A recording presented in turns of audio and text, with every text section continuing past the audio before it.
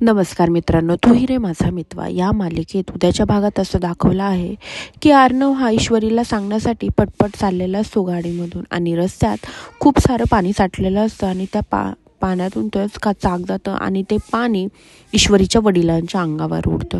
ते खूप चिडतात आणि म्हणतात, काय अक्कल आहे का, मूर्खपणा चाललाय नुसता, असं बोलतात. आणि अर्णव पुढे जाऊन गाडी थांबवतो आणि उतरतो आणि अर्णव येऊन म्हणतो, सॉरी, माझ्याकडनं चुकून उडलं, मी मुद्दामनं नाही केलं. तेव्हा ईश्वरीचे वडील म्हणतात की आईने काही संस्कारच लावले नाही आहेत.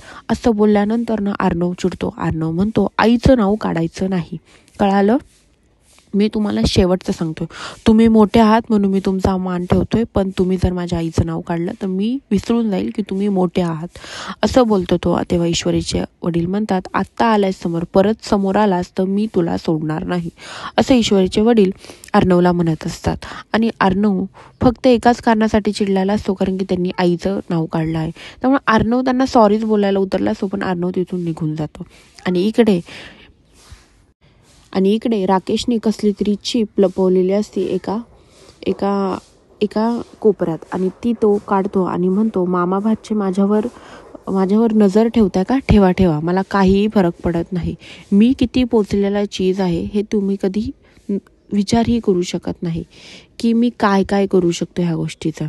आणि इकडे अर्णव आता ईश्वरीच्या शॉपवर पोचलेला असतो आणि ईश्वरीला एवढं सांगत असतो की मी काही तुम्हाला कसे आहात हे विचारायला आलेलो नाही, तर मी तुम्हाला हे सांगायला आलो आहे की तुम्ही राकेशजीशी लग्न करू नका.